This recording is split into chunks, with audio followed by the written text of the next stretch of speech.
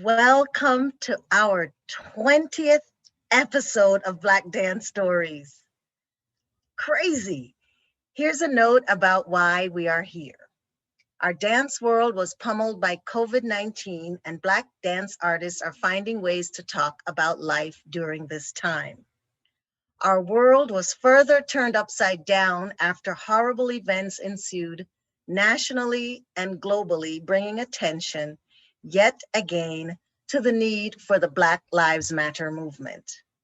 Black dance artists have not been quiet. Black dance artists have been doing the work. Black dance artists continue to make work. To stay involved, we hold these weekly impromptu discussions and tell stories. Black dance stories. This is one action, and we promise to stay involved. We are a community working together to support, uphold, highlight, and celebrate Black creatives. Tonight is our 20th episode of what we hope will be many stories told in the artist's own voices. Thank you all so much for making time to be with us. As we always ask, please spread the word about our special time together. Tonight, it's Samantha Speis and Virginia Johnson's turn. Woo! Please meet our BDS team. I will go first, part of our BDS team. I am Charmaine Warren. I am a Jamaican. I am the great granddaughter of Ida Boyd, granddaughter of Solomon Goldson and Ruby Chapman, and I am one of 9 children by Theophilus Warren and my 94-year-old mother, Perline Warren, who lives in Jamaica. I am a non-disabled Black woman. With the utmost respect to the Native people, I acknowledge that I live on the stolen land of the indigenous Lenape people, now known as Montclair, New Jersey, with my husband, photographer, and graphic artist, Tony Turner. Our daughter, Ashay Turner, a Black ballerina with locks, is in her junior year at Boston Conservatory. I have locks that are braided and wrapped in an African print on top of my head. I'm wearing a blue and white blouse and silver and blue earrings. Behind me are photos of our family, a large plant, a lamp, and African masks. I wake up on Thursdays and I'm so happy because I get to be here with each of you. Thanks to all of you in the lively chat, and welcome new folks because it's gonna get funky. Another special thanks to these artists, friends, community activators who make this happen every week. I turn it over to Kimani. Thank you, Charmaine. Welcome, everybody. And because I love the words of Disabella Grimes's mama, Gloria Grimes, this will be a delicious, delightful dancing night.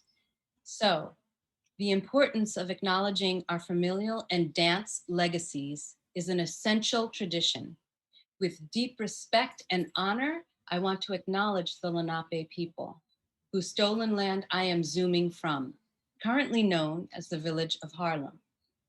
I am a Black, non-disabled woman, and I live with my 9-year-old son. I am sitting in my dining room. I have a golden low-cut haircut, and I'm wearing a sleeveless blue-ish with white top and with large silver hoop earrings. I am the granddaughter of Lucille Madison, English professor. I teach because of her.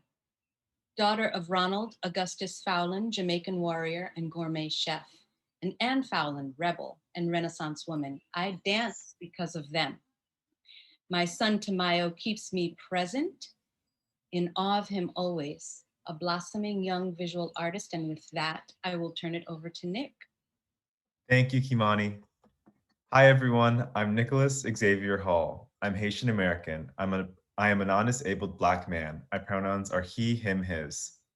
I am the grandson of Gertha Farr, John Claude Hall, Jack Arnold Nicholas, and Marie Violette Alexandre.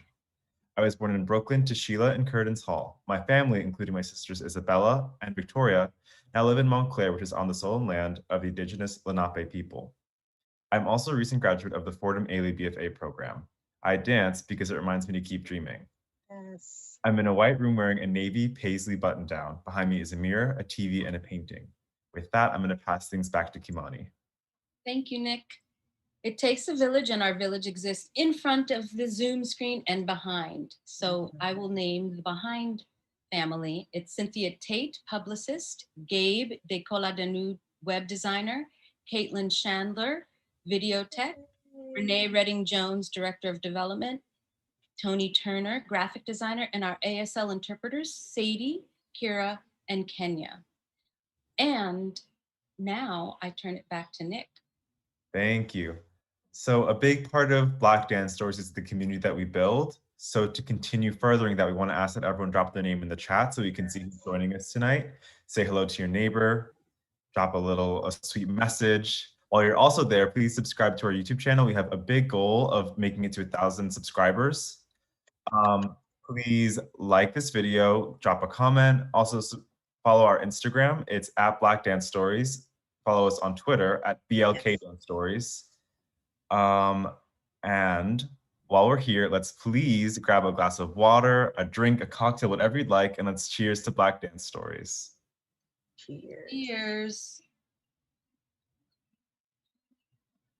So please, we want to keep BDS going for as long as possible. And we can't do it without the help from you all. So please donate. Please consider donating.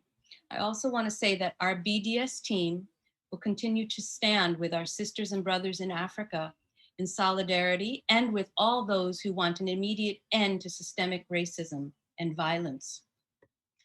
Ongoing instances of police brutality prove the need for support from Black Dance Stories and the larger community. So please do what you can. With that, I turn it over to Charmaine. I'm actually going to steal that from Charmaine. Oh, take it. Take it. It's just that I want to say that we at Black Dance Stories want to acknowledge the escalating severity of the coronavirus pandemic. It's getting really, really bad now. And I think we all need to do our part and protect each other and wear masks so that things can get better before they get worse. And in the wise words of Charmaine, mask it up. I'm going to pass things over to Charmaine now. I'll take it. Wow, I said that, huh? Mask it up. True. Thanks, Nick. Thanks, Kimani. They're going to go away for a little bit, but they will be back. And here comes the first guest for tonight. Hey, Samantha. Come on in, Sam Speis. Hey. Cheers. Where's that water bottle? There it is. It's right here. Look, for everyone who's tuning in, Charmaine tried to get on me about my water. And I told her this is the best way that I can get the water that I need to take in on a daily. So it may not be attractive, but this is what's doing the job. It's keeping me going. Call me out. I love it. Well, introduce yourself and everybody there. Yes, everyone else.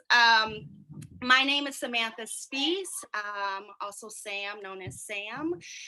I go by pronouns she, her, hers. I am the daughter of Kathy Everett and Michael Lloyd Speis. I am the granddaughter of Alice Jones, Hollowell Jones, and Milton Everett, as well as Charles Speis. I'm the great-granddaughter of Alice Britt and Joseph Britt. I am the great-great-granddaughter of Mary Belton. I am wearing, also you'll hear in the background, my children, Aminata. Aminata, do you want to say hello? Hi. Aminata and Aisha. I am I'm Aminata Aisha. I'm Queen and this Queen Jala. Okay, excellent. I am a Black light-skinned woman with short curly hair. I am wearing an orange shirt that has Urban Bush Women written in green. I have on black pants. I have on large oval-like earrings that are navy and green, navy blue and green. I have on 3 black bracelets. Aisha and Aminata has on a white shirt or white tank top with blue polka dot shorts.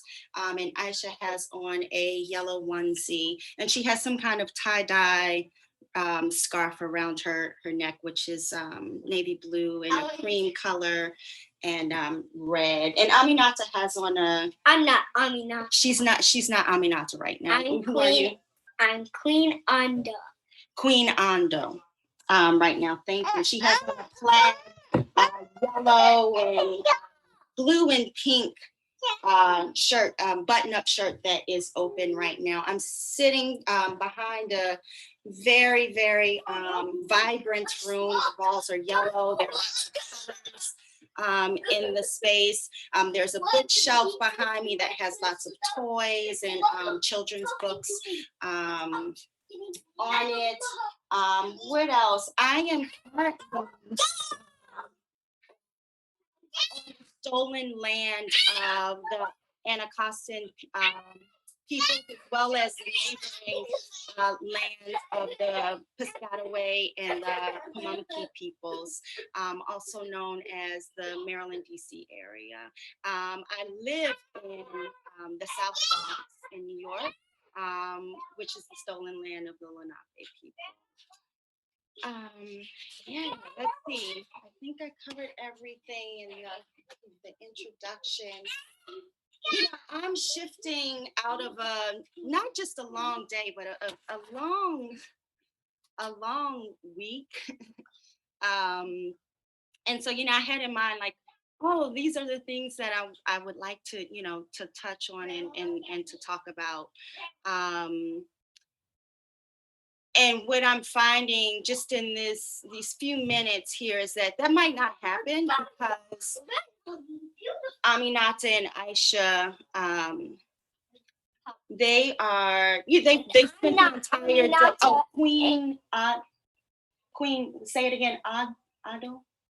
Queen Ado. Queen Ado. And it's Queen Ano.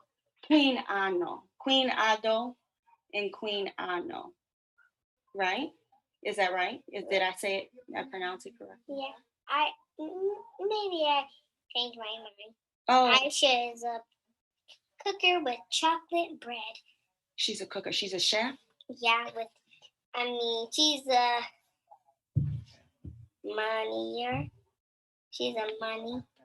Mm-hmm. And she gets all of the food and you pay it. And you get chocolate with bread on under. Bread on top. Bread under with, no, this is my shirt. Yes, I know you are. Aminata, just be in thank you. Place it down. Place it down. So this is what's happening right now. Rightfully so. I've been on Zoom all day, literally since this morning. So, this is the time that I spend with my children. So they're gonna probably be coming in and out, and I will be being attentive to them as I need to, and as they are asking that of me. In that, I think being on Zoom all day. And sitting like in this configuration has put me just in a place in my body that it's like, oh, I need to like just let go. I need to release into something. I need to release into me. I need to be into what makes sense for me. I need to feel what feels right for me, what makes sense for me, what is not Zoom, but I'm here right now with you, so it's okay. But I'm gonna get up and I'm just gonna move a little bit because that's what I need to do. And I'm gonna do what I need to do while I'm doing what needs to happen for my children, because they are here and they've been gracious with me today.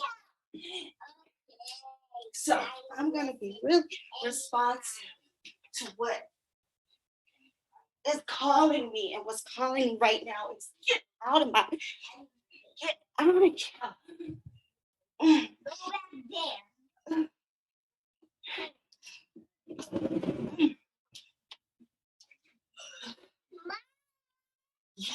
Yes, cutie, I hear you.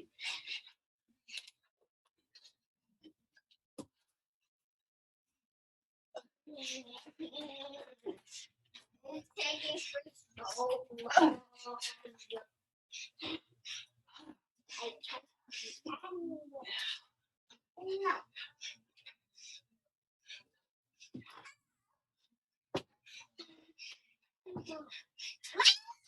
Yes.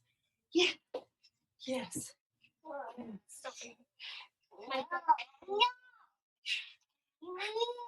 I'm coming.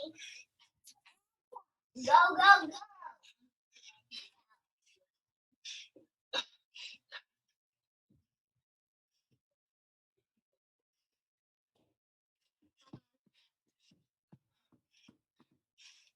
Go that way. Go that way. Go that way. To the top. To the top.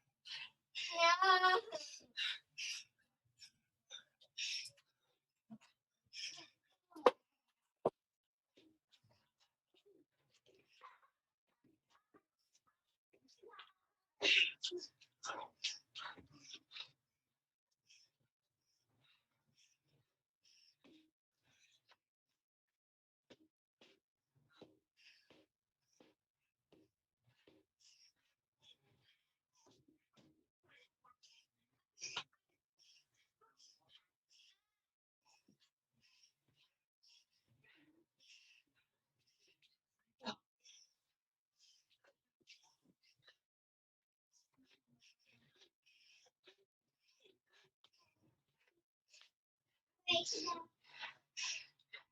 I'm ready.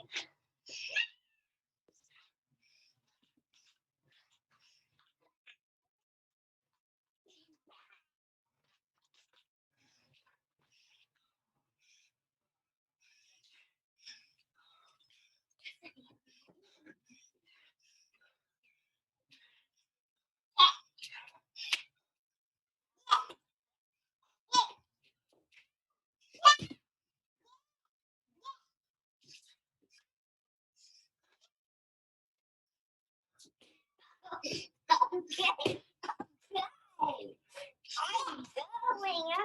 I'm going. What is taking so long?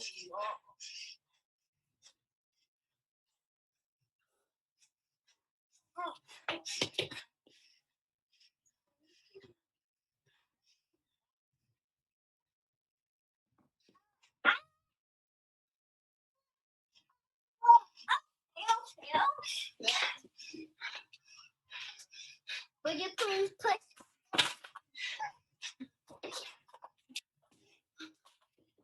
Thank you, Mommy.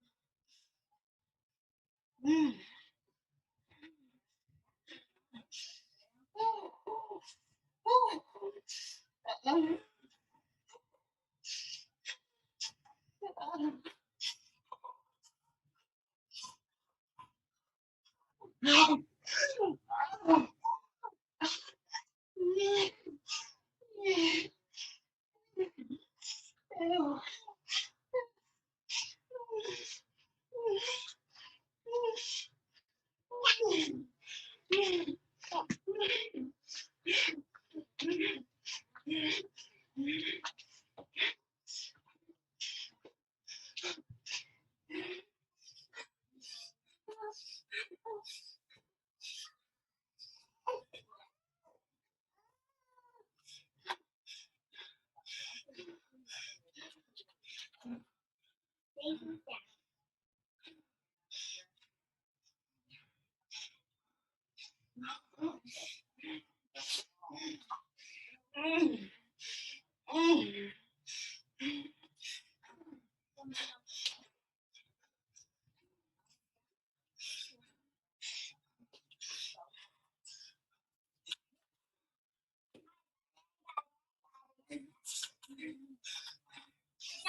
can sit in your unicorn chair.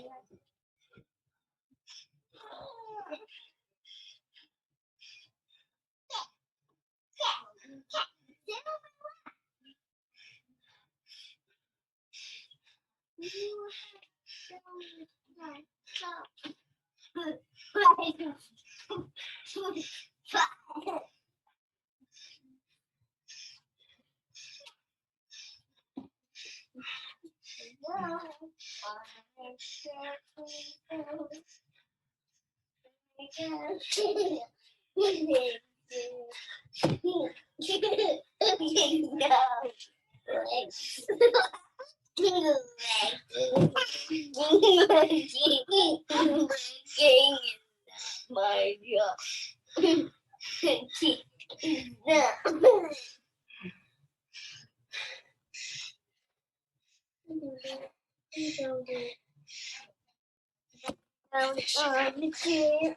I'm not going on this.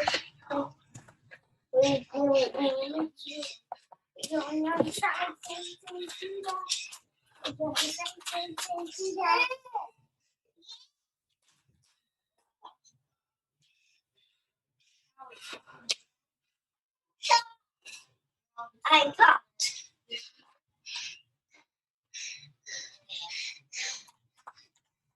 figured out this time. I gotta wait till you say yes, I can watch something. They do. And I haven't said it. And yet, Not yet.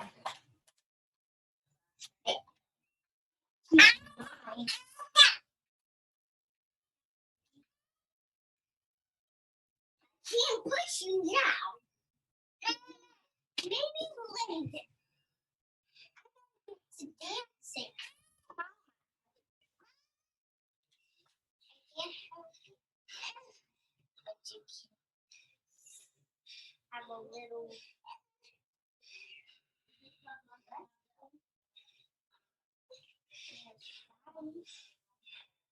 Don't get you comfortable.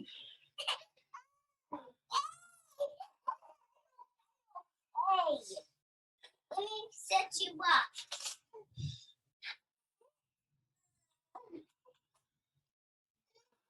Come here, I should stand up. Let me talk.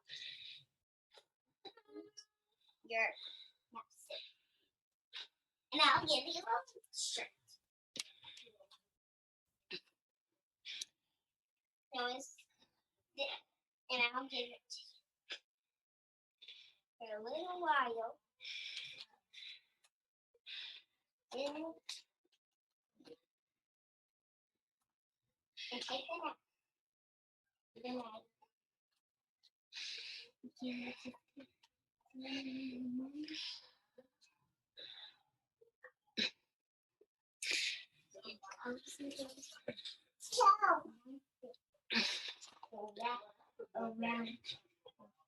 Verbal words isn't my first language.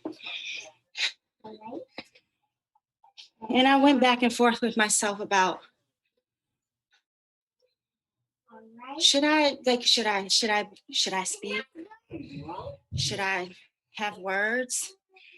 And then I reminded myself, no, that's not your first language. Speak your first language.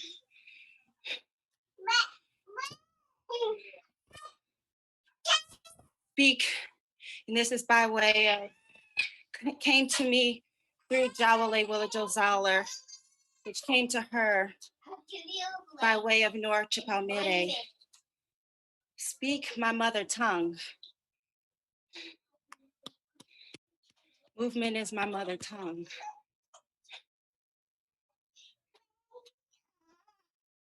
That's the best way that I can say whatever it is I want to say. Yeah, baby. That needs to be said in a way that I want to be heard, that I want to be heard.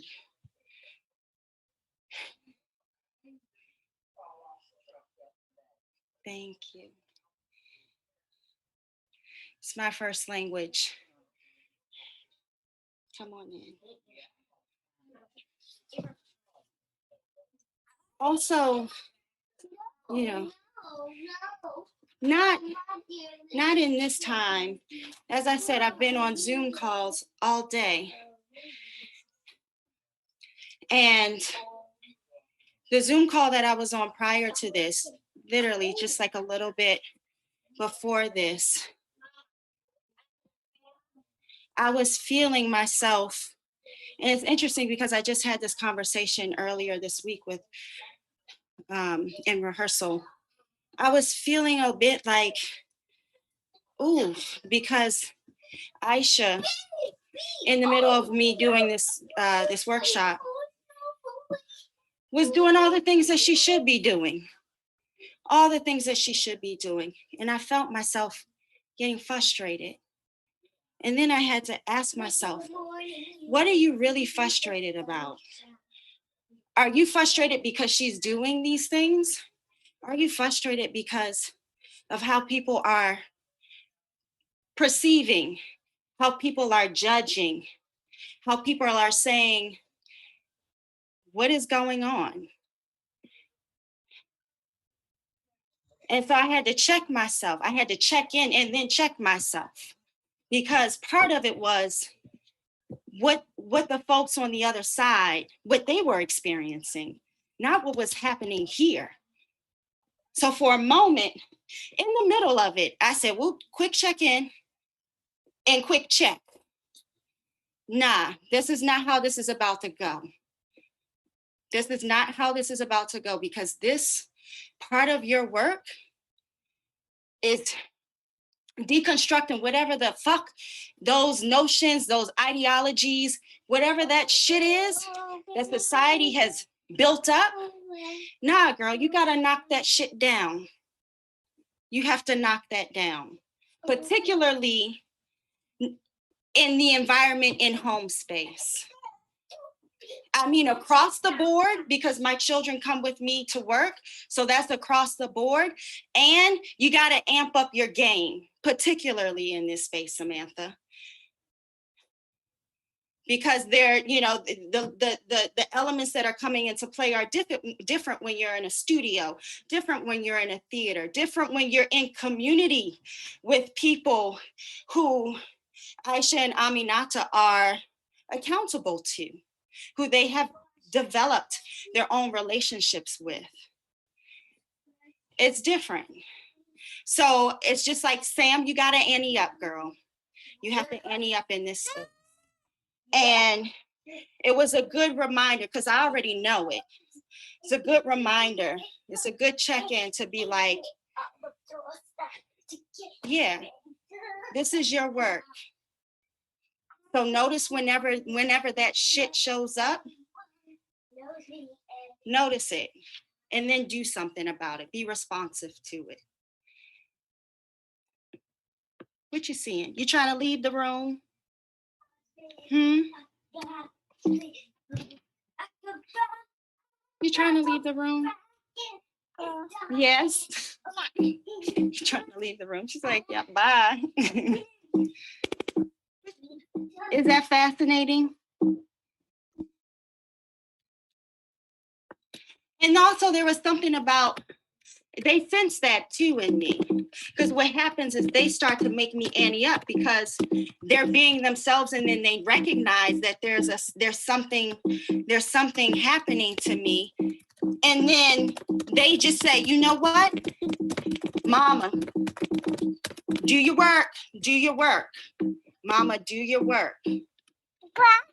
And they also know what my first language is. They also know. Thank you.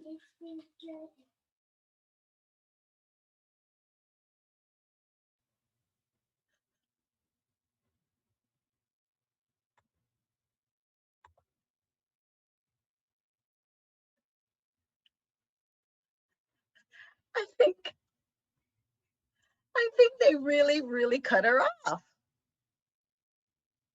Everybody, stay tuned. She's coming back in, Charmaine. I know. That is, She was looking for that button to be like, yeah. she was pressing the actual screen. She was pressing the leave button because she sees that, like that's something that she sees daily. So she's like, oh, that's the leave button. She didn't know, she was searching for it on the keyboard. I didn't think she was going to get to it, but you know, I should have known. And it's definitely, see y'all in a second.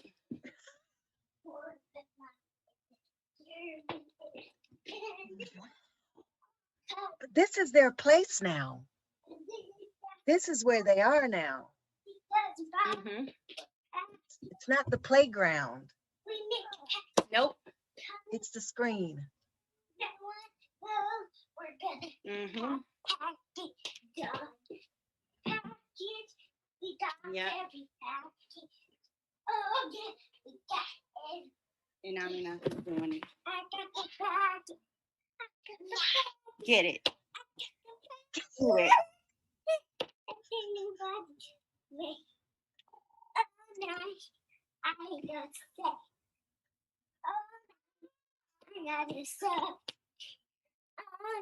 Uh-huh.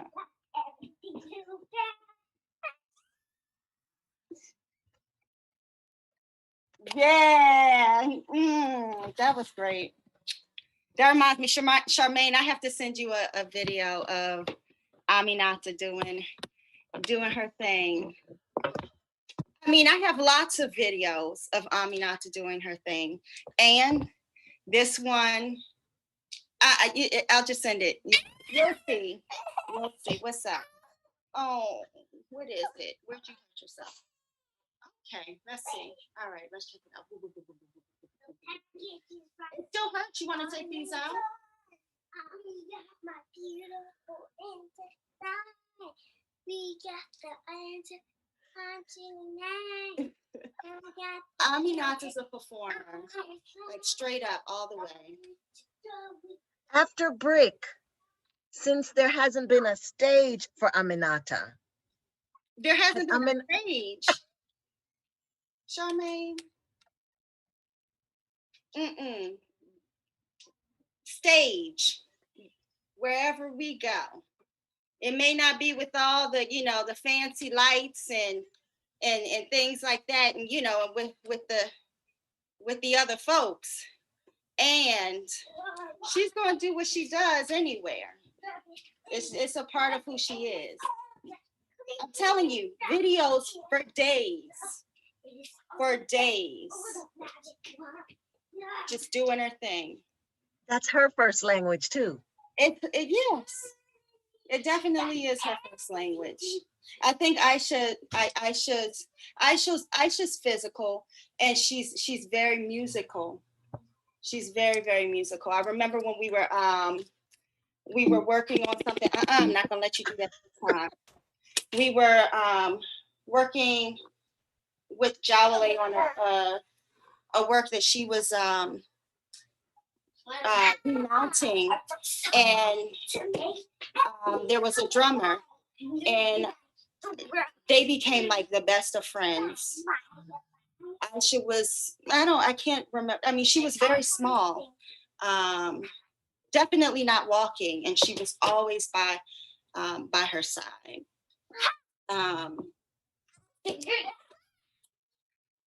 Somehow her hair has gotten tangled up.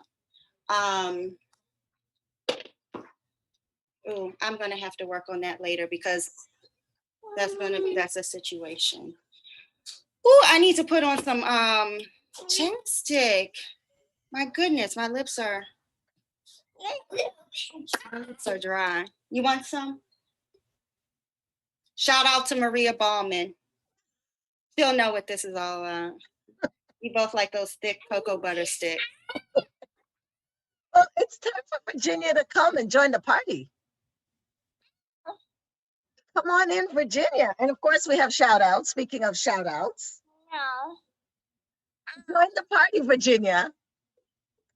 It's a happening thing. Hey, how are you? Good to see you. That was so much fun. I love watching these little girls. They are amazing. Oh my God. They're very special. I'm going to give some shout outs and then I'm going to leave you to a little bit. Diana Raynell is here. Angie Pittman is here. Meredith Rainey is here. The DTH folks are here. Uh-oh. Lori Pritchard is here. Renee Redding Jones. Shannon is here. Dawn Robinson. Trabian Pollard. Layla Williams. Wendy Perrin is here. Carol Marie Webster. Laura Marchese. Carol Dilly. And the chat just got wild when you started dancing and the girls said, yes. That was so beautiful. cheers, Virginia, welcome.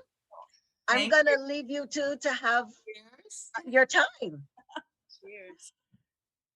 So Samantha, that was gorgeous. Yes, we are living our lives on Zoom in that rigid place, stuck staring at that screen all day long. And when you got up and started moving, it felt amazing.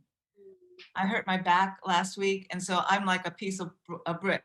Nothing can move. But then you started moving, and I wasn't, but I felt like I was. So beautiful. So beautiful. Thank you. Complete release. Now, do you do that at the end of every day? I wish I did. I do not, but it's definitely, it's something that I've been since this time. It's a part of my life. And I think just, being in virtual space, it asking requires, something else, something different. And so for, in the beginning of COVID, I was trying to adjust and just, take that time to really, to listen. And I wasn't able to be, in my body in that way. And I'm more and more that I'm like inside of this and understanding myself inside of it. I'm able to be more inside of myself, inside of my reclaiming it. Yeah. So I think what we should do is the next Zoom meeting should be dancing at each other. Yes. Talking, but moving at each other. We should have one of those sessions. Exactly. No, just get. Yes, I hear you. Yes. That's it. Yes. Wow. I love it. So Samantha, what is it like seeing your children and seeing yourself? You must see yourself in them all the time. It's incredible.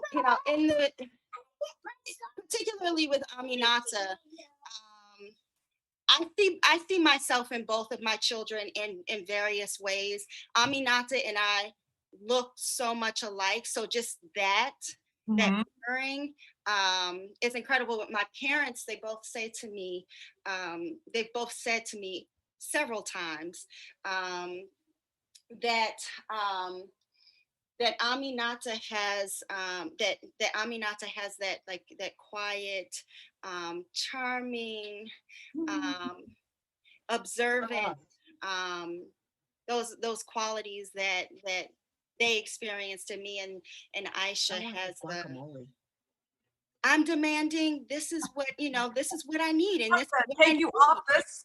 Right. This is what I need, and yes, and this is what I need right now for myself, and the claiming of that. I think she's a fighter in the greatest way. And my parents are both like, yeah, we see both of them in you, and I see it. I see their days, and people who know me well, and know them well, I will say something. Aisha did this, or and Aminata was doing this today. Yeah. And where do you think that came from? Exactly. Exactly. Okay, yeah, yeah, you're right, yeah. So yeah, I mean, it's incredible. It's incredible to see that, and it's incredible to to be responsible for, you know, for nurturing, you know, for Mhm, nurturing mhm. those aspects of them. Yeah. Yeah. Um, Ask her a in the question. ways that my parents did. So Beautiful. That's I feel beautiful. fortunate. I feel fortunate to, you know, to Yeah. for them to be in my lives and for me to be in their lives. It must be hard though that they can't go to the playground. They can't be out there. They must have so much energy. What on earth do you do with them? They do. They have a lot of energy. Both of them are going. You know, they don't take naps, so no one has slept today and have been. What time did we wake up? They've been. She's. I mean, not to sing at 5:30, but that's not actually the time. It was more like 7:30. But Um, not to say they woke up at 5:30. I know. Yes. They said they woke up at 5:30. more like 7:30. So they just go, you know, and they have really wild and fantastic imaginations. So there are things that they're able to do, you know, they'll create a playground, you know, and that's what they've been doing Mhm. all day. I think because we have so much interaction with each other, I think that, you know, the difference is that I'm not able to be inside of that with them as much, which I think is fine, because then they learn, you know, they pick up things and, you know, they learn things on their own, which I think is you know, is great and necessary. You know, they figure out how to resolve, you know, amongst each other, and so it's great that they have each other as well, Yeah. Yeah. um, too. And I'm currently at my mother's right now, and so she has a backyard. So whenever it's nice Oh, outside, they can go and run okay. outside. Most days I try to. We didn't do it today because it was rainy, but I try for us to get outside, go Mhm. for a walk, see what, you know, what's out there, and be in exploration. And we didn't get to do that today, which is probably why they're like, let's All over the place. Exactly. this. Um, and Aisha just fell asleep, Aw. which makes sense Yeah, it for does. It someone who hasn't slept. just Um, drops off. yeah, so yeah, I think, you know, I think what has been, um, you know, what I recognized at some point during this is that, but especially for Aminata, she has people, you know, she has a community of people. And so I think that's something, you know, that I've had to really make sure that I've been intentional about, is, you know, Mhm, mhm. making sure she has that FaceTime with Right, people, right. you know, the Zoom time with Auntie Shay or Auntie Courtney, or, you know, um, and people she really loves, Mhm. you know, or her younger friends, the folks who are, you know, around her age, that they have face to face time on a screen, of course, but that they at least get to be in connection. That doesn't mean that there's, you know, the close off between Mhm. them, and, Not you know, isolated. yeah, Yeah. Yeah. yeah, she's not isolated. So, you know, it is being intentional about creating community, you know, Right. Right. and, Right. not creating, just being inside of the community that we're inside of. Right. Live in community, even though situations are different, but that doesn't change who we are or how we're Nothing connected at to. all, at Yeah. all. And so, um, so I think that's something that's been really, you know, important, Mhm, mhm. for Aminata, especially. I just love watching them though. And she's dolling herself up. She's putting on a costume. Oh, she said, no, she isn't. Oh, oh, I'm putting on a sweater. She's putting on a sweater. okay. She's in the real world. It's Yeah. not, this is real. Yes. Yeah. How old is she? Aminata, how old are you? 4. Did you hear? Oh, I did. 4. Beautiful. You know what? We have spent a lot of time. This is Miss or Mrs., or how would you Miss, yeah, Miss is fine. Yeah. say? we've spent a lot of time in this space with the dancers. You remember when you went up to see the dancers at Dance Theater of Harlem? Remember the studio we were dancing in? I remember that. To go up and see the dancers rehearsing, and they were doing ballet. I remember seeing Yeah. that. Yes, absolutely. Okay, I didn't make the connection until just then. Yeah. Wow. We spent a lot of time at DTA in DTA. Uh-huh. Yeah. I think it might have been Anna Glass. I Mhm. think it was Anna Glass who one day came into the studio just to say hello, and she grabbed Aminata. Right. And I remember that. and Oh she my God, it feels like a million years ago, but it was just last winter. Yeah, right? and Yeah. she so appreciated. Christmas time. Yeah. There you go. She's so appreciated. She so appreciated it, and every time we go into that space, she's like, There's the video and Just in the lobby area. Yeah. Yes. Uh-huh. and she has to stand there for a moment and watch and give her commentary and ask. Oh, I love it. That must be a joy to have this life coming at you. She loves Just be like, wow, what is it going to be today? Yeah, I really miss it. We haven't been in the building since March, I mean, we're in and out little bits and things, but it's not real. You're Yeah, not working in there. The video is not on in the lobby. The lobby is dark. It's like, oh my God, it's so sad. It's so heartbreaking to be in this place. It's not going to last forever, but for right now, it's just not fun. mm-hmm. Yeah. I'm here to interrupt. Uh-oh. Uh-oh.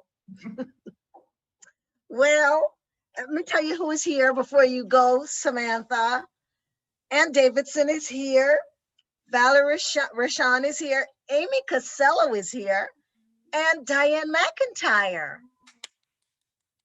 Oh, Diane. Yeah. I hope you see those kisses, Diane, coming from Virginia, your friend. And Sam, too. And Aminata, too. Well, see you in a little bit, Sam. All right. I'll see you in a little bit. See you in a little bit.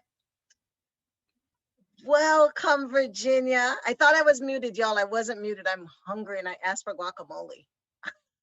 I did. I asked Tony, I said, can I have some guacamole, please? But cheers, Virginia. Welcome. I do have my glass now. There you are. Yes. Mm. No, my favorite thing Introduce is that yourself. she Sorry, say that turned them again. off.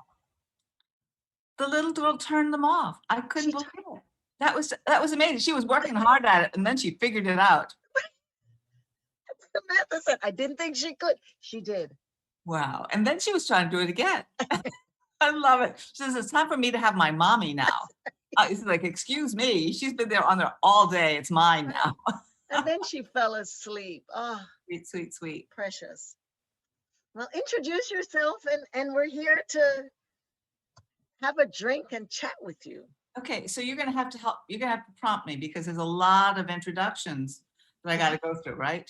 Yeah. Let's see. My name is Virginia Johnson. And let's see. I am the third iteration of a family tradition that says that one daughter's named Alma and the other daughter's named Madeline. And so my grandmother was Alma Pinn and her sister was Madeline Rogers. And then my mother's sister's name is Alma Carlisle and my mother's name is Madeline Johnson.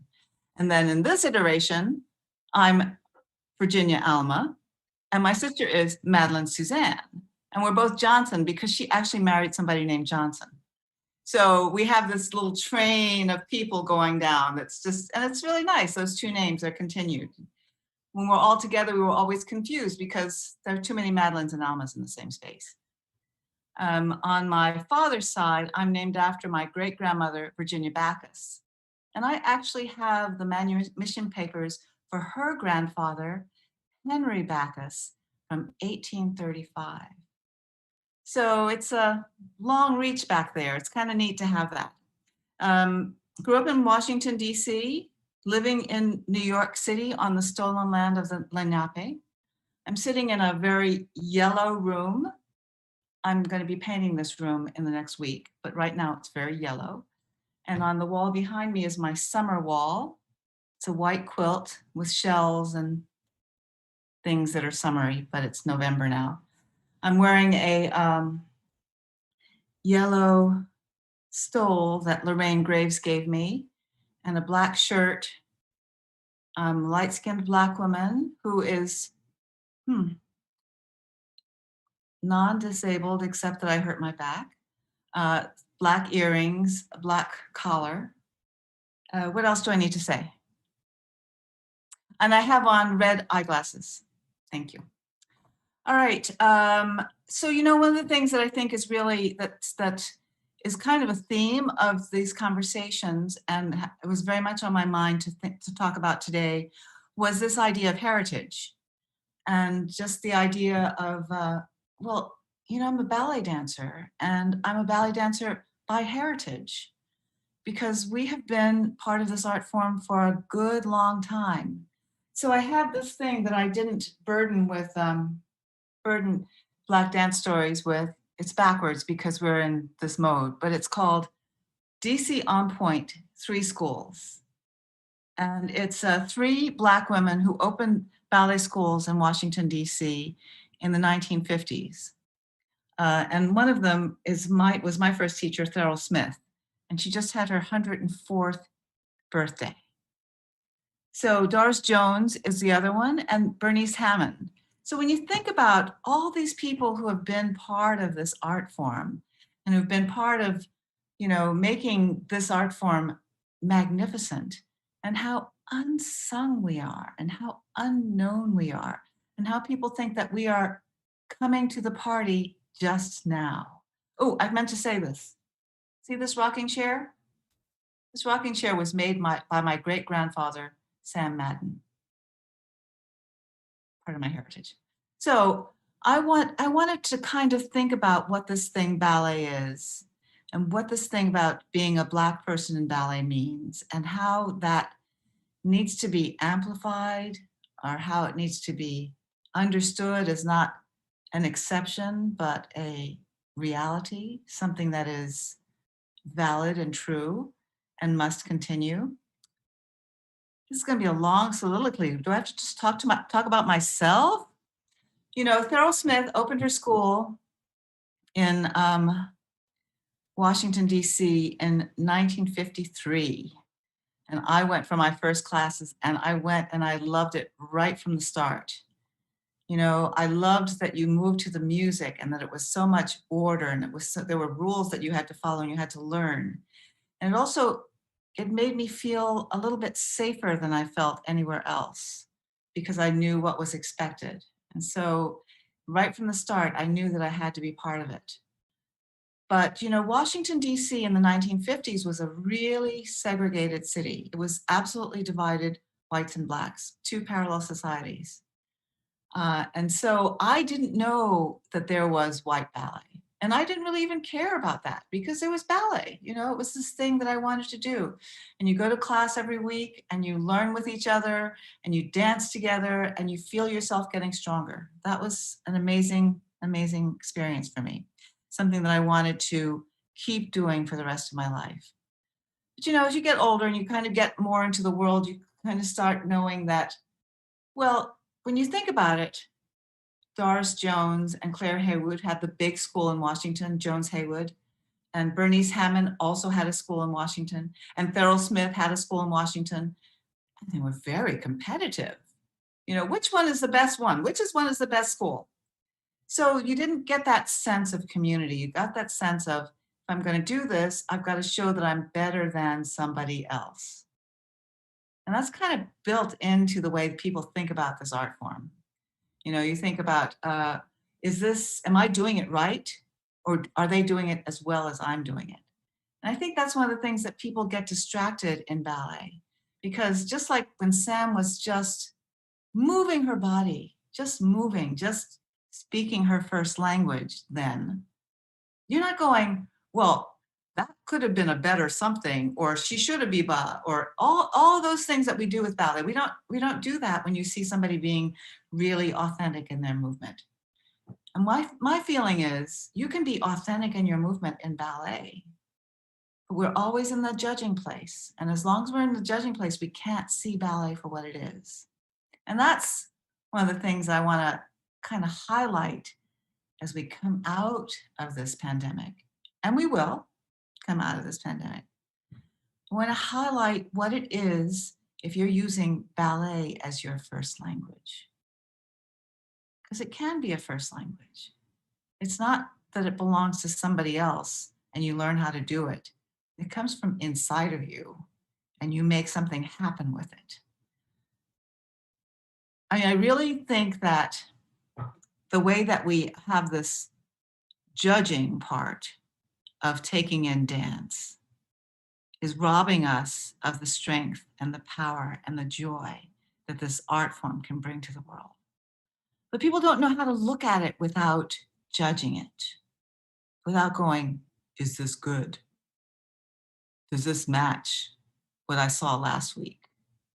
Does this top what I saw last week? Was that, how about what happened to you when you saw it? What happened to you? What was your experience of that moment?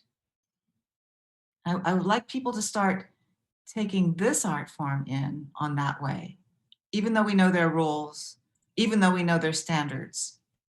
We also have to understand, we also have to come to the place where we are experiencing ballet when we take it in, when we attend a performance, when we take a class. That's an experience, not a quantifying thing, not a thing that you measure, but a thing that you experience. So how many more minutes do I have to just talk? Because I might not have much more to say here. Yes, you do. You're so funny. You're so funny. It's, well, first of all, folks are captivated. The chat is going crazy. But talk about when you started here in New York. How about that? And oh my gosh, why is her name out of my head now? But she's at the top of the triangle from Jamaica, like me, in the famous picture. Patsy Ricketts. Patsy Ricketts. Yes, absolutely. Oh, Yeah, so those are the early days of Dance Theater of Harlem. That was pretty amazing. So when I came to New York back in 1968, that's well back in the last century. I was at NYU because it was the only way I could get to New York. And I was studying at the School of the Arts. This is long before it was, what is it now, Tisch or something? yeah. Yeah. Yeah. The School of the Arts over there on 2nd Avenue. And it was a funky, wonderful program. And I really did enjoy it. It was, Nanette Cherise taught a ballet class at 9 o'clock in the morning that nobody took but me because it was 9 o'clock in the morning. Oh. And it was a modern program. Nadine Bayless and, oh, what was it? Her last name, Jean Erdman was the head of the department. Oh my gosh, I remember that name. Yeah. It was a wonderful program and I really did enjoy it. I really did benefit from that experience. But it wasn't ballet and it wasn't what I was looking for. And somebody said that Arthur Mitchell was teaching up in Harlem and I took the A train and got off at 145th Street and walked down the hill to St. James Presbyterian Church. And there in the basement of that church, Arthur Mitchell was teaching classes on Saturday and starting a company. And there was Patsy Ricketts, there was Walter Raines, there was Lydia Barca, there was, oh my God, Arturo Vivaldo, Yanchi Stevenson. So in that beginning, there's a picture from that basement place. I think there were about 6 or 8 of us. And Arthur Mitchell, yelling and screaming, saying, no, not enough, more. And it was really it was a thrilling time for me because it was like, okay, I could do ballet here. I don't have to do, I mean, not that I don't like working on the floor, but I don't have to do all that floor work. I can reach for the sky, you know? So it was really wonderful being part of the beginnings of Dance Theater of Harlem. The summer of 1969, they opened a theater where Harlem School of the Arts has their garage theater.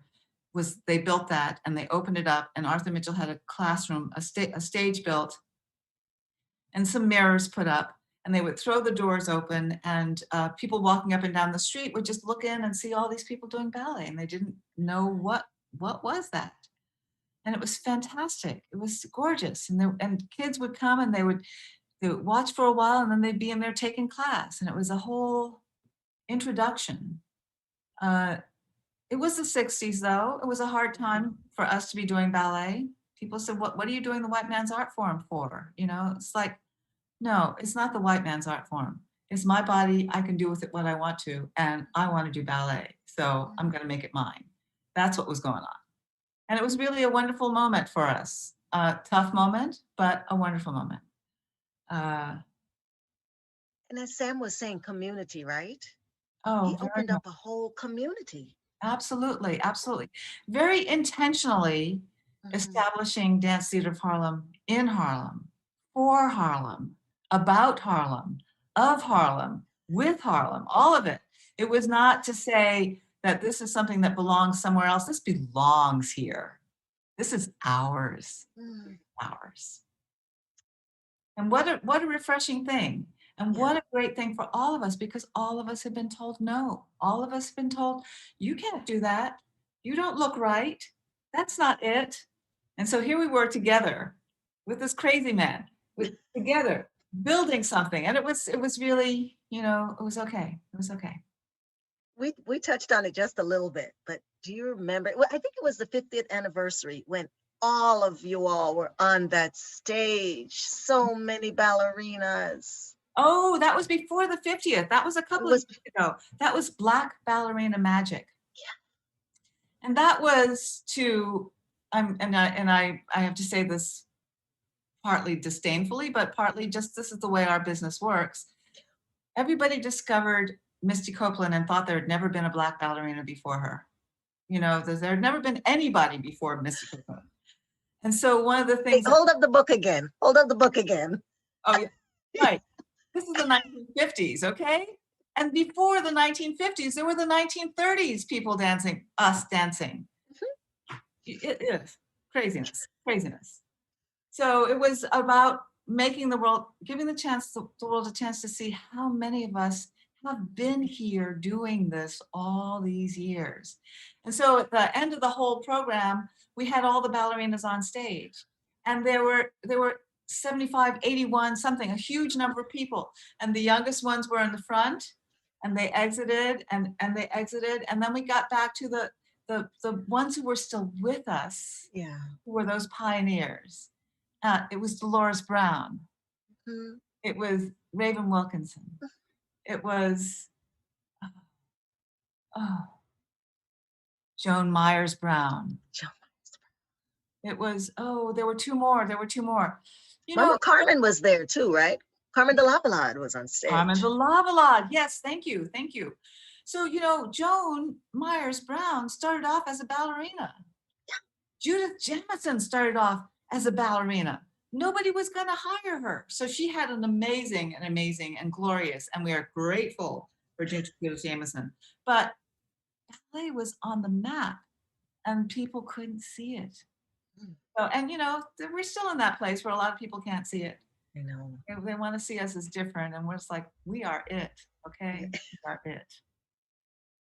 And how are you doing pre-COVID uptown with those fabulous dancers? It was a very good year up till March. The company is growing in really amazing ways, and they are they're really fulfilling that vision. You know, there's still more. You always want more. You know how much more they can do, but you can see them climbing, and with that purpose, it's so beautiful. We just came back from Katzbahn. We had a 3-week rehearsal bubble, and it was glorious. We were in the beautiful studios up at the Katzbahn International Dance Center for 3 weeks without masks, dancing together like in the before times. It was just really glorious. It was glorious. So we have to find ways to do more bubbles as long as we've got COVID in our story. Yeah. But they did well over the summer. Well, right? Well, air quotes. But they just worked so hard over the summer. Well, you know, I'm really proud of this group of dancers because they really stepped up to the realization that if you can't do the performances that you are expected to do, that you live to do, that is part of what your job as a dancer is, there are other ways to represent. There are other ways to be out there. And we produced the DTH On Demand series. The dancers produced the DTH On Demand series. They created the content. They created the videos. They edited the videos. You know, they have so many skills, and they were ready to just bring them to the table. And I was so proud of them. No one can ever say that give a dancer a job and they can't do it. Exactly, exactly. Right? We can do everything. We can do everything. What do you think about some of your friends that are in DC? And, oh gosh, Sandra Fortune Green. Oh my God, yes, Sandra Fortune Green. So Sandra and I, you know, Capitol Ballet was the ballet company that Claire Haywood and Doris Jones created. And Sandra was the ballerina with that company and worked with Sylvester Campbell. And, you know, Sandra went to Varna and competed at Varna and took home a medal. He said, these things, why do people not know these things? Well, Sandra is doing a beautiful job. She has taken over the Jones Haywood School and is keeping it going. Fabian Barnes created Dance Institute of Washington. And sadly, he's gone, but Dance Institute still continues. So, you know, it's this whole thing. It's this whole thing. Sandra also was working at Duke Ellington High School, where they have a really strong dance department. So we've got to keep this, we've got to keep carrying this torch of making this art form as strong and beautiful as it can be. We've got to support these schools that create the dancers that are the future. It is very much what this is about. I think in the world we think about, oh, if you're going to be a serious dancer, then you have to go to X, Y, and Z. But where is your beginning? And your beginning lays the groundwork. And there are so many amazing schools across this country that are training wonderful dancers, and the world doesn't have the imagination to see them. So we've got a lot of work to do still. Yeah, but maybe you should say something about your influence on the school there, because the school at DTH is pretty awesome. Oh, well. Even Aminata remembers. Yeah, so, you know, the DTH school, we started as a school. When DTH was first imagined, Arthur Mitchell created a school. He didn't create a company first. And so it has been very much a part of building Dance Theater of Harlem from the beginning. It is a school that's very much about building community. It's very much about building futures for young people. We don't feel that everybody's got to end up being a ballerina or a ballerino, wrong term. But what you learn as a dancer, what you learn by studying this art form is incredibly powerful and enables you to meet any challenge. And so that's what DTH School is about. Right now, it's kind of breaking my heart because we're Zoom. We're learning through Zoom. And dance is a physical, tactile learning. I'm so worried about this generation of 7-year-olds who are being introduced to ballet through a screen. Now, I think they're learning some good things, but I wonder what this is going to look like, how that's going to change what ballet looks like in the future, because you haven't had somebody come up and like tap your shoulder, let your hips sink down when your leg is all gone, just by holding your foot in the right place so you could relax into that. It's a small thing, but maybe I'm too worried about it. Maybe it's the strength of ballet will be strong enough to go, it's going to work any way you do it. This is my cat, Calliope here. I was just going to say, can you please introduce? Calliope's tail. You miss it so much, right, Virginia, being in the studio? We're surviving, but you miss it so much. Yeah, it's interesting to me how much you can, how the different things that you can do and perceive and work on through a screen. It's not lost time. It's not lost time. But I also deeply miss just the pure joy of sweating together. Just being in that place and feeling each other's energy and making that thing happen because you're doing this thing together. That's just, well, we got to get there. I hear there's a vaccine coming, so maybe there's hope. That's what they say. Mhm. What other things are you doing? Because Point Magazine is way behind you now. I wonder if you're writing. You know, when the pandemic first shut everything down, and I think everybody went really kind of crazy, I did start a novel, but then it's on the back shelf for right now. But I do look forward to the time when I can get back to it, because it's an interesting thing to play with. It's an interesting thing to play with. Mhm. But I'm not doing enough. I'm not doing enough. I'm just trying to get through this time period. What do you mean you're not doing enough? Well, I feel like I'm not doing my real stuff yet, you know? Oh, yeah. So the other thing about this, though, is that you do come to realize that the world is going to be different after this. And so I need to revise what my real stuff is so that I'm ready for this different world. Because we will be doing different things in the future. We'll be engaging differently. We will be building community differently. We will be Mm. It's really fascinating. When we were up at Kotzbahn, we had choreographers working with the dancers remotely. We had Keon Ross out in Seattle working with the dancers in Kotzbahn. We had Rena Butler here in New York working with the dancers up there. We had Endlin Taylor, who's in Chicago, working with it. So you can choreograph via Zoom.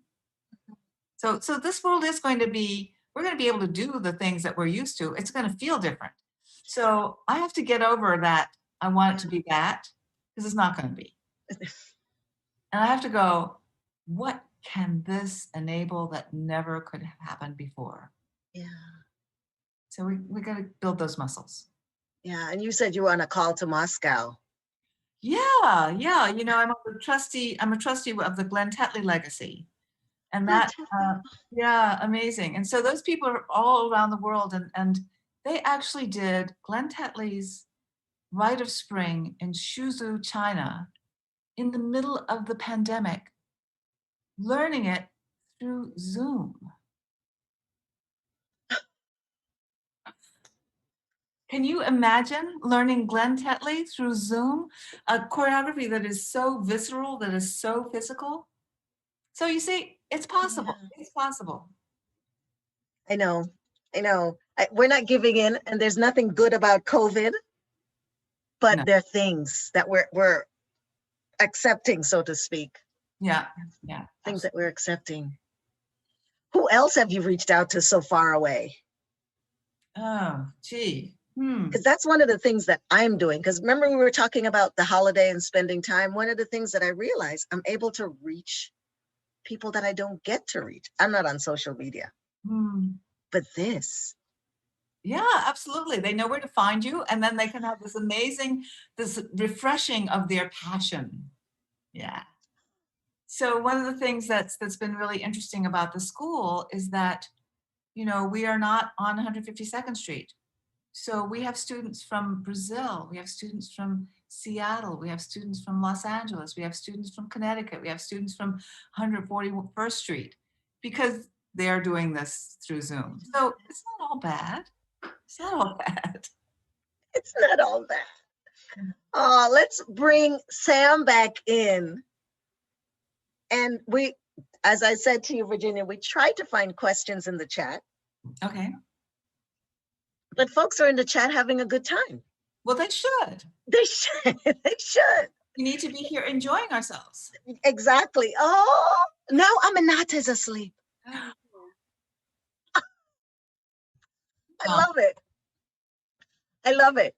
Okay. Wow. Oh, Christopher Charles McDaniel is here. Okay. Kate Mattingly is here. Oh, Kate. Yeah. And Virginia Ashe is here. Ashe.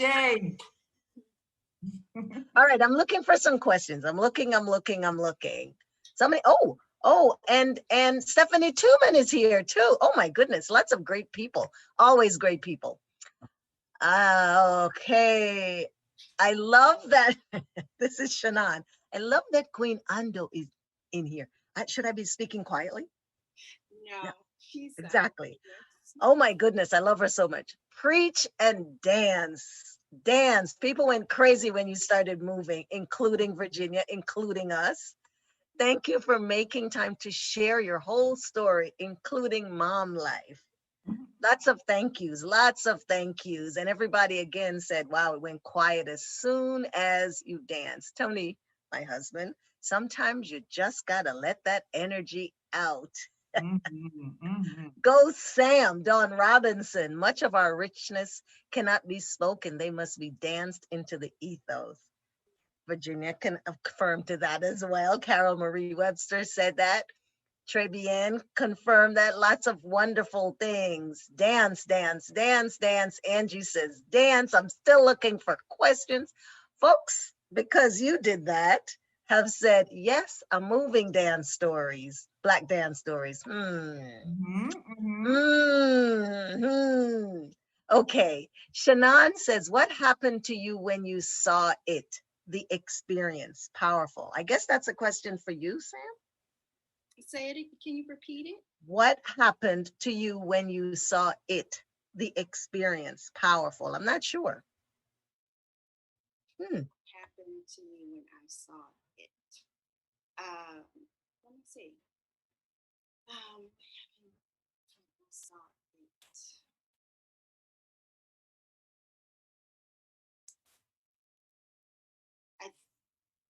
I think she might be referring to I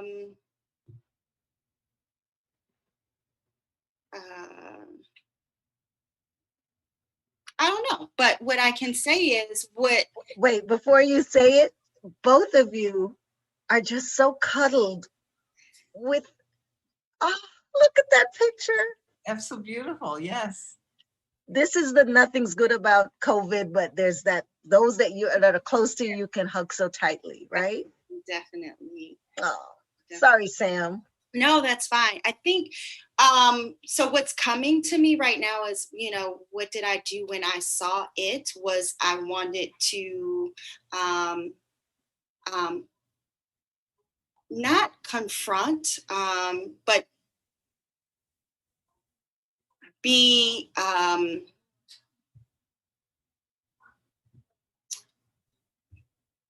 face to face with whatever that was, whatever was stirring, whatever was coming up, whatever came up, whatever felt like I wanted to retreat from or mask, myself away from.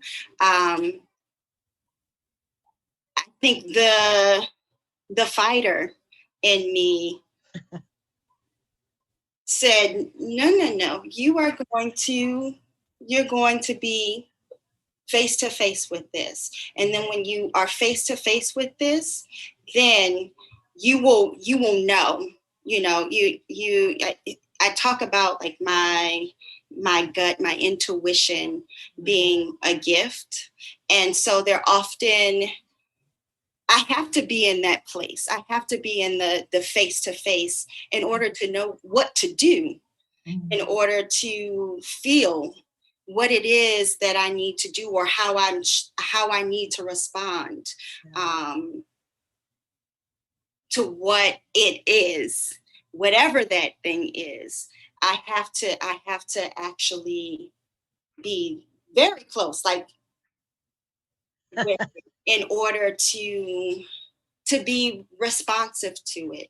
And it doesn't mean that it's loud, because I'm also very observant, and a part of my intuition is what I'm taking in as a listening act. Like what am I doing when I'm inside of the listening, not just the listening. Right. And then I can be in a place that that I can honor. I can honor my intuition. I can honor my gut to be. Virginia was talking, and I'm going to read what Wendy said, but that further confirms that listening and the first language, when Wendy says, whatever the form. if your body says, yes, you can make it your own, right? And I know it's a fight, the fighter body. I know it's a long fight for you, Virginia, but nobody's going to stop that chickie. Nobody's going to stop you either. Just out there. I don't even think that was a question. That was my statement, was only because I know. Kate Mattingly. Oh, wait, first, there's a big shout out to you, Virginia. Christopher McDaniel says, I was so honored to be a dancer with Dance Theater of Harlem under your leadership. Oh my goodness. Thank you, Christopher. He's amazing. How sweet. Yeah, How sweet. very sweet, very sweet. Kate Mattingly asks, I wonder if Virginia has time, if she can speak about how her leadership of Point Magazine informs her leadership of Dance, DTH. Ooh.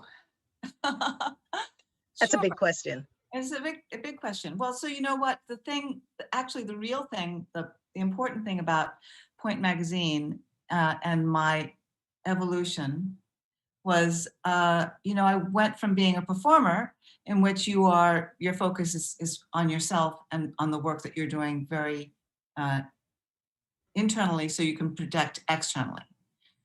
I couldn't be an artistic director if I hadn't learned how to look outside of my own experiences and needs and projections in order to create something that is bigger. So when I had the challenge of Point Magazine, I had to start understanding how I fit into the machine of making something happen, and how I needed to be, it's hard for me to say this, the engine of making something happen. So it gave me a different perspective, but it also gave me a view of this world, of the ballet world, that I never had as a performer. I was the classic blindered, I'm an artist and I'm just going to think about my art. But when you're involved in a magazine, you have to think about, well, what's the magazine need to say? And then you have to talk to all kinds of people, and you hear things about how they're solving problems, and you're seeing situations that you didn't know existed, but how they can be resolved. And so it was a great, I went back to college. I still haven't got my degree, but Point Magazine was my education. Yeah. And the education that enabled me to step into the role of artistic director. I still have lots to learn, but at least I had a changed perspective because of that experience. Oh my gosh, I'm going to switch. Same question. Sam is looking somewhere else, but that's almost the same question for you. Because Virginia, you probably already know this, but Sam shares with Shannon, co-artistic director, dancer first, and then you get this job to run the company. What was that like?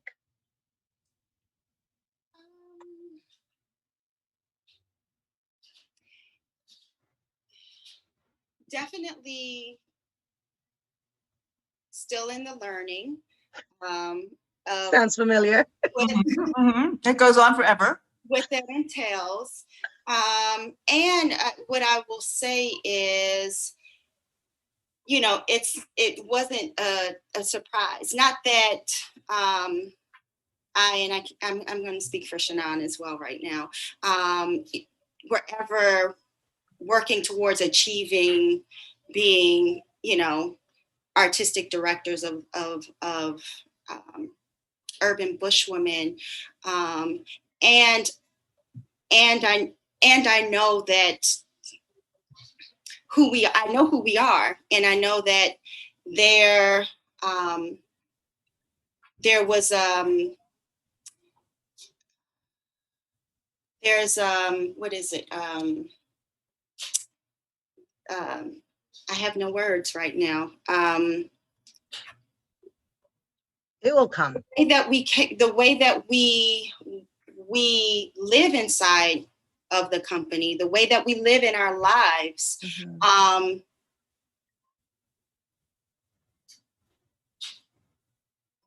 there was no way that we weren't going to be somewhere, because we are people who are working for for our learning. Mm-hmm. Not just to be in a position, not to be, in a place. We're working because it's a part of our growth. It's a part of our development. And inside of that, Jawole Willa-Jo-Saller, the founder and visionary partner of Urban Bush Women, she sees those things in people. She sees in everyone who enters the company, she sees something in it, whether you voice it or not. And so there's the nurturing that we do for ourselves as individual. And then there was the nurturing, that Jawole offered inside of that. So it isn't something that just came out of, thin air, or that it's something that, okay, this is where they're moving. This is where they're going. Let me nurture this growth. Let me nurture it. And, inside of it, there's so much that is being learned, and it's nurturing our growth inside of that, so that we can be expansive in who we are, that we aren't just, this is what you do. And this is, I could have maybe just been a performer, dancer, dancing in a company, dancing with people that I appreciate and want to be in collaboration with. And is that all I have? Yeah. One never knows, right? I know that. Keep there you pushing go. myself. I'm going to keep pushing myself to be inside of my growth, which is far and wide. Oh, well, here's another question from Wendy, and it's for you, Virginia. A novel. Is the main character a dancer? Oh my God, no.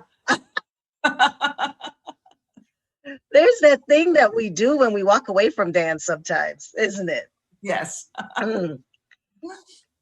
Well, Carol Marie Webster says, beautiful question. What can this make us imagine that we have not been able to imagine before? I'm not sure where the germ of that question was, so I'm going to move on to the next one. Meredith Rainey, thank you for forging a path for me and others as a Black ballet dancers and continuing to inspire me as a leader in the ballet world. There's more. You are a force of intelligence, love, light, and hope that keeps me encouraged for the future of ballet. Oh my goodness. Thank you, Meredith. That's so beautiful. How are you doing? How are we all doing? How are we all doing? That's the thing. That's why you have these conversations, so we can have this moment together. And check in. I just want to go back to Sam, because I think it's so extraordinary, the leadership and the way that Urban Bushwoman is looking at this. The role of the artist is not different from the role of the leader. Mm-hmm.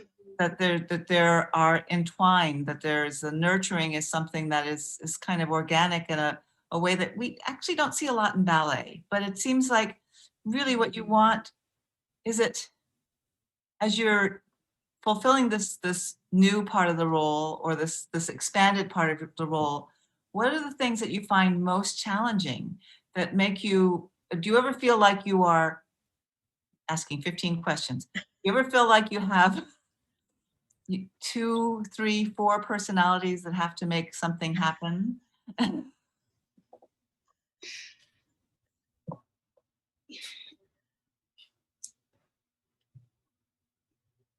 With regards to the 3, 4 personalities, I think it's no, not in that sense. I think that there are different situations, or different things that happen that call for a different response, mm-hmm. Or a different action. And I think for me, it's going back to it's not falling into what might be the expected response or the expected action or reaction, but really being responsible and accountable for how I'm showing up inside of each of those instances, whatever they may be, so that it isn't about, oh, now she's this person and now she's this person. No, I'm always the same person. With the understanding that, yes, this decision has to be made, or, this decision has to be made, and it doesn't have to throw me off my center. It doesn't throw me off my center in a way that that counteracts who I am and what I'm working on, as far as like myself and what my values are. So yes, I've definitely been inside of a spectrum, of those two, being a creator, of something, and being told, oh, you can't, we just don't have the budget for that, or, you can't do this in that space. And then it's like, deep breath. And,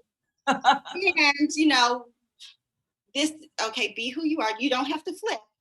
And like that that makes me tap into my imagination. It makes me be the creative that I am.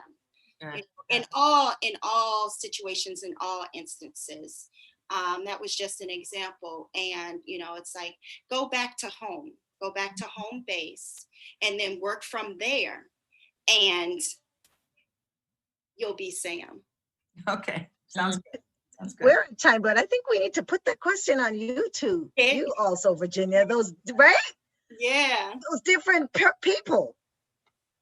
Oh yeah, but it's okay, because it's really, I'm in a completely different situation, because my performing, that dancer person is fictional as far as I'm concerned. I'm another person now, and so what I have to do is much more directed at being that other, on the other side.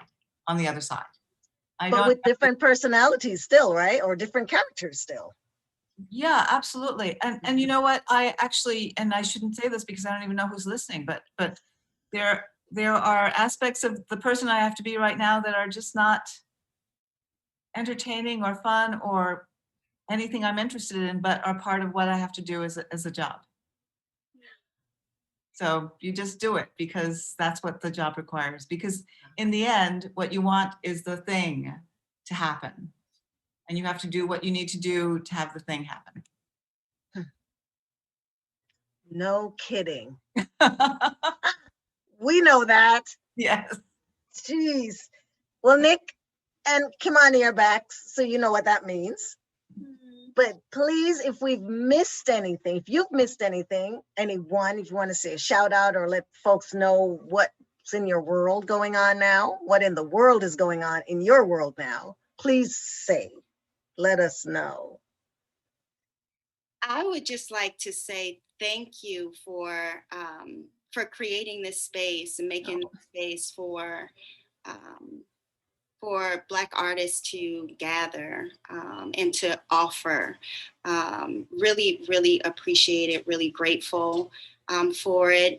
Thank you, Virginia, for sharing so much. You shared quite a bit, and it's got my mind and my spirit churning on just, some things that I internalized as a young dancer around ballet, and that not being my first formal form of dancing, but feeling, resistant to it because of all the crap that came, to me as far as what that was and what it was and what it was not for me, that it was not for me. And so I appreciate, I appreciate your offering of that.